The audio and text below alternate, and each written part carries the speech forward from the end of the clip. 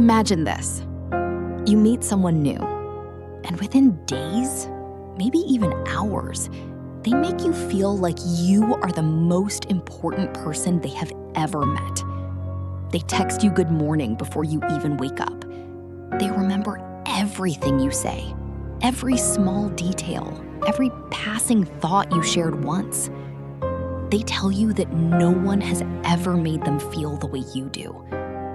They talk about the future like it is already decided. Trips you will take together. Plans that assume you are permanent. And you think to yourself, finally, this is what love is supposed to feel like. You feel chosen. You feel seen. You feel safe in a way you have never quite felt before. But then, slowly, something shifts. The texts get shorter. The warmth becomes unpredictable. The person who once made you the center of their world starts making you feel like a burden. And the strangest part is, you feel like it is your fault. Like you did something wrong. Like you changed. Like you were not enough anymore. But here is the truth. You were never the problem. You were love-bombed. Hi, I'm Hana. Welcome to Mind Bloom. Today, we are going to... Let us start with what love bombing actually is. Because most people think it means someone who is just very enthusiastic or very romantic. It is not that. Love bombing is a deliberate, or sometimes unconscious, pattern of overwhelming someone with attention, affection, and intensity in order to create emotional dependency, fast. The term was originally used to describe cult recruitment tactics.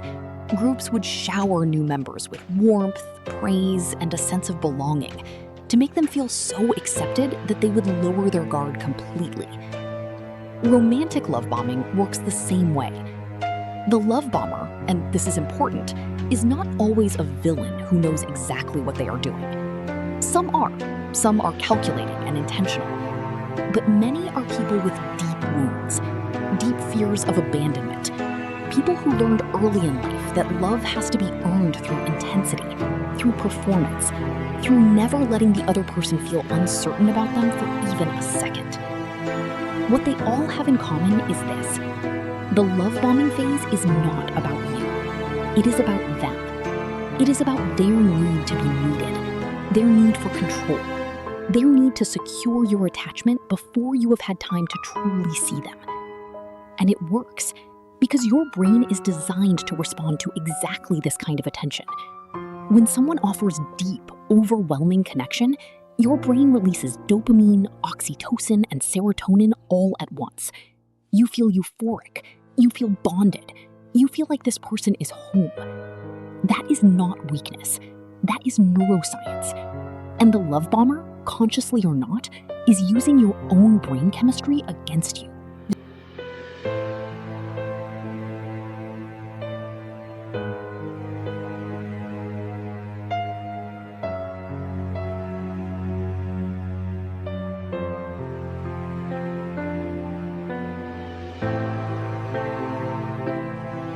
So what does love bombing actually look like in real life?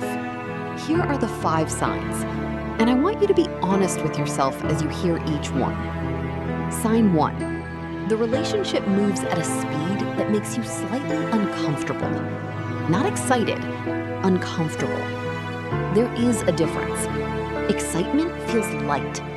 Discomfort feels like something in you is trying to pump the brakes, but the momentum is too strong to stop.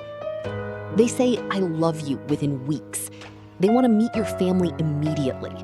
They talk about moving in together before you have even resolved your first disagreement. Healthy love is not afraid of time. If someone cannot slow down, that is worth paying attention to. Sign 2. The attention feels like pressure disguised as devotion. They want to know where you are. They notice immediately when you take longer than usual to reply. They interpret a quiet day as distance, a short text as coldness. What looks like deep caring is actually deep anxiety. And that anxiety will eventually become your problem to manage. Sign 3. They idealize you in ways that feel too big to live up to. You are unlike anyone they have ever met.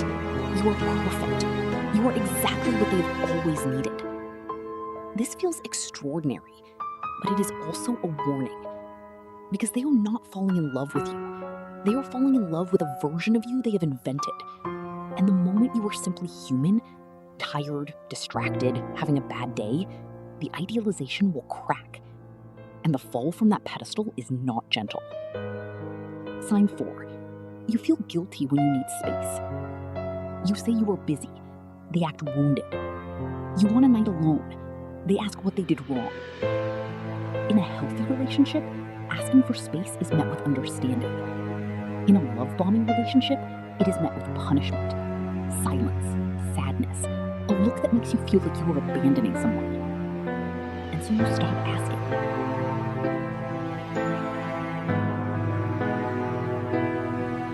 Sign 5. Something inside you knew, and you talked yourself out of it.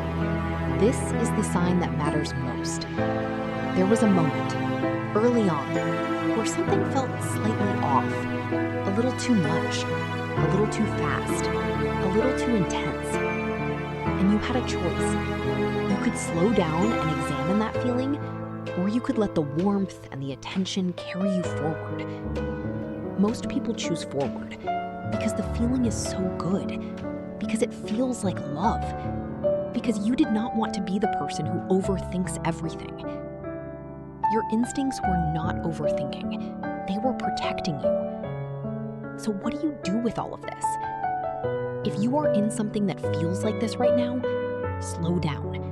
Not because the person is definitely dangerous, but because love that is real will survive a slower pace.